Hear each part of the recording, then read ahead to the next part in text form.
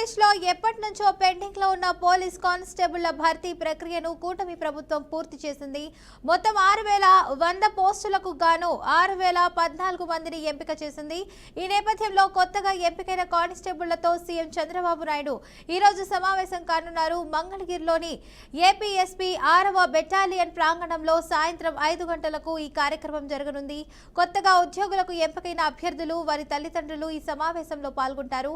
Police శాఖలో అడుగు పెట్టబోతున్న వారికి స్వాగతం పలికి అభినందనలు తెలిపేందుకు ముఖ్యమంత్రి స్వయంగా హాజరవుతున్నారు. ఇక ఎంపికైన వారికి ఈ నెల 22 నుంచి శిక్షణ ప్రారంభం కానుంది. గత ప్రభుత్వం మొక్కుబడిగా నోటిఫికేషన్ ఇచ్చి నియామకాలను అయితే ఆలస్యం చేసిందని, కూటమి ప్రభుత్వం అధికారంలోకి రాగానే ఈ అంశంపై దృష్టి సారించిందని అధికార వర్గాలు తెలిపాయి. రిక్రూట్మెంట్ పై ఉన్న 31 రిట్ పిటిషన్లకు న్యాయస్థానాల్లో పరిష్కరించి కేవలం 60 రోజుల్లోనే పారదర్శకంగా పరీక్షలు నిర్వహించి ఫలితాలు ప్రకటించింది. అభ్యర్థులు ఇప్పటికే జిల్లాల్లో నియామక పత్రాలు అందుకున్నారు. ఈ నోటిఫికేషన్ ద్వారా 6,014 మంది అయితే సెలెక్ట్ అవ్వగా వీరిలో 5,757 మంది ట్రైనింగ్ కు ఎంపిక అయ్యారు. వీరిలో సివిల్ కానిస్టేబుల్ గా 3,343 మంది, ఏపీఎస్పీ కానిస్టేబుల్ గా 2,414 మంది ఎంపికయ్యారు. వీరిలో 993 మంది మహిళా కానిస్టేబుల్ ఉన్నారు. ఇటీవలే మెగా డిఎస్సి ద్వారా కూడా 15,941 ఉపాధ్యాయ పోస్టులను అయితే భర్తీ చేసిన ప్రభుత్వం ఇప్పుడు పోలీసు శాఖలోనూ నియామకాలు పూర్తి చేశారు.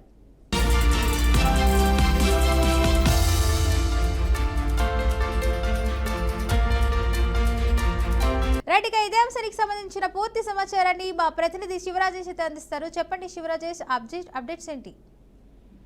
ఫాతిమా, ఈ రోజు కొత్తగా ఉత్తీర్ణులైన కానిస్టేబుల్ తో ముఖ్యమంత్రి చంద్రబాబు నాయుడు భేటీ కానున్నారు. మొత్తం 6,014 మంది అభ్యర్థులు ఎంపికయ్యారు. అయితే ఈ రోజు మంగళగిరిలో డీజీపీ కార్యాలయం పక్కన ఉన్న ఏపీ దాంట్లో ఈ రోజు కానిస్టేబుల్కు నియామక పత్రాలను కూడా అందజేయనున్నారు ముఖ్యమంత్రి చంద్రబాబు నాయుడు. ఈ నెల 22 నుంచి అభ్యర్థులకు శిక్షణ ప్రారంభించి శిక్షణ అనంతరం కూడా పోస్టింగ్లు ఇచ్చే పరిస్థితి ఉంటుంది. అయితే ఈ నెల 22 శిక్షణ ప్రారంభానికి ముందుగా సమాజంలో ఇప్పుడున్న పరిస్థితుల్లో కానిస్టేబుల్ ఏ విధంగా ఉండాలి, భవిష్యత్ తరాలకు ఏ విధంగా ఉపయోగపడాలి, కొత్త జనరేషన్ ఏదైతే ఇప్పుడు ప్రస్తుతం 6,014 మంది వివిధ కేసుల అనంతరం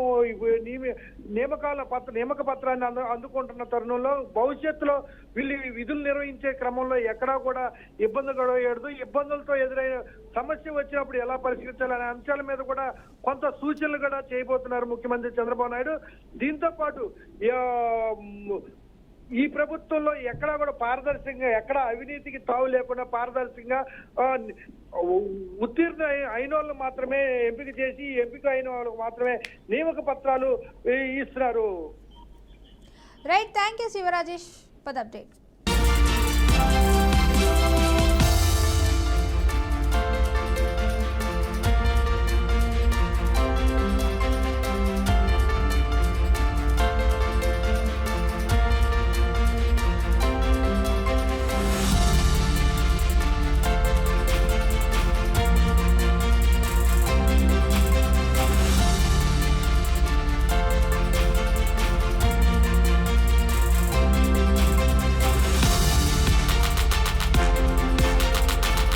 రైట్గా ఇదే అంశానికి సంబంధించిన పూర్తి సమాచారాన్ని మా ప్రతినిధి శివరాజేష్ అయితే అందిస్తారు. చెప్పండి శివరాజేష్, అప్డేట్స్ ఏంటి?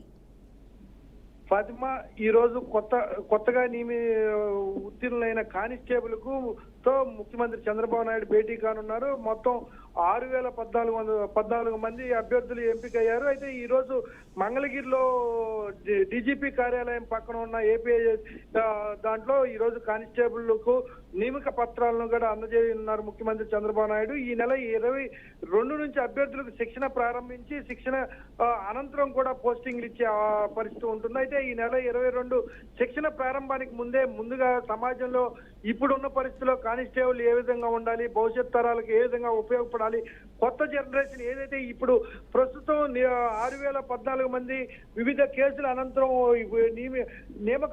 నియామక పత్రాన్ని అందుకుంటున్న తరుణంలో భవిష్యత్తులో వీళ్ళు విధులు నిర్వహించే క్రమంలో ఎక్కడా కూడా ఇబ్బందులతో ఎదురైన సమస్య వచ్చినప్పుడు ఎలా పరిష్కరించాలనే అంశాల మీద కూడా కొంత సూచనలు కూడా చేయబోతున్నారు ముఖ్యమంత్రి చంద్రబాబు నాయుడు. దీంతో పాటు ఈ ప్రభుత్వంలో ఎక్కడా కూడా పారదర్శకంగా, ఎక్కడ అవినీతికి తావు లేకుండా పారదర్శకంగా ఉత్తీర్ణ అయిన వాళ్ళు మాత్రమే ఎంపిక చేసి, ఎంపిక అయిన వాళ్ళకు మాత్రమే నియామక పత్రాలు ఇస్తున్నారు. Right, thank you Sivarajesh for the update.